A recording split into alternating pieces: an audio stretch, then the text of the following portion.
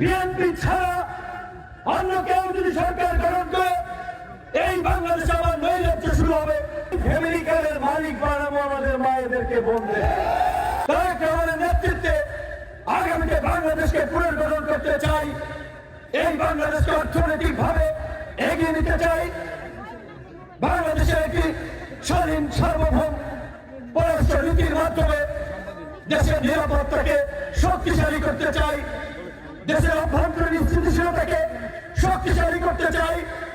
আমাদের দেশের বেকারত্ব নিরসনে দেশের অভ্যন্তরীণ পশি বিএনপি আমাদের যেভাবে মধ্যপ্রাচ্য সহ বিভিন্ন দেশে শ্রমবাজারের মাধ্যমে কর্মী প্রেরণ করা হয়েছিল, বিদেশে পাঠানো হয়েছিল। আগামীতে আমরা সেই শ্রমবাজার পুনরুদ্ধার করতে চাই। বাংলাদেশের মানুষের এত অতিরিক্ত জনসংখ্যার দেশ, এইখানে সুস্থ জাতি হিসেবে যদি আমরা গড়ে তুলতে পারি, আমরা একটি সমৃদ্ধ জাতিতে পরিণত করতে পারবো। তাই আজকে আমরা যেটা বিএনপি সরকার, আমরা জোট সরকার, আমরা চিন্তা করেছি বিএনপি সরকার গঠন করলে আগামী 5 বছরের মধ্যে গরিব মানুষ যেন স্বাস্থ্য সেবা পায়, আমরা তাদেরকে স্বাস্থ্য কার্ড করে দেব।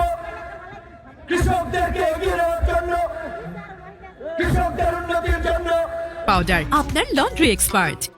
যে কৃষক কার্ডের মাধ্যমে কৃষকরা সহায়তা পাবে, জেলেরা সহায়তা পাবে, তাদের টাকা কেউ মেরে খেতে পারবে না, তাদের সহায়তা কেউ গায়েব করতে পারবে না। আমাদের পরিবার অনেক ক্ষেত্রেই মায়েদের একটা প্রভাব থাকে। যখন ঘরের বড় ছেলে কিংবা বাবা অসুস্থ হয়ে পড়ে, দেখবেন মা কোনোভাবে ওই 5 টাকা 10 টাকা করে জমা করে রাখছিল, 1-1.5 লাখ টাকা, 50,000 টাকা, 2-1 লাখ টাকা পরিবারের বিপদের সময় বের করে দেয়। তাই আমাদের মায়েদেরকে প্রধান করে আগামীতে আমরা ফ্যামিলি কার্ড করার সিদ্ধান্ত নিয়েছি।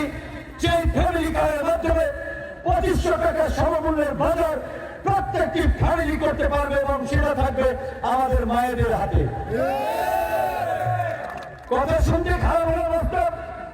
গ্রামগঞ্জে অনেক স্বামী আছে, কাজ করে না, ভালো বেঁধে দেখবেন, বোন সাথে ঝামেলা করে, শ্বশুর বাড়ি করে যৌতুক আনতে বলে, মারামারি করে ঘরে অশান্তি লাগায়। এই জন্য কিন্তু আমরা এই ফ্যামিলি কার্ডের মালিক বানাবো আমাদের মায়েদেরকে বলবে। আজকে যেই কথাটি বলছিলাম, আমি ব্যক্তিগতভাবে পাওয়ার জন্য, আমরা ব্যক্তিগত পাওয়ার জন্য বিএনপির সাথে আমরা জোট করে নাই। দেশের জন্য, দেশের মানুষের জন্য সর্বোপরি বর্তমান বাস্তবতায় বিএনপি ছাড়া অন্য কেউ যদি সরকার গঠন করে এই বাংলাদেশে আবার নৈরাজ্য শুরু হবে। এই বাংলাদেশকে স্থিতিশীল রাখতে পারবে না।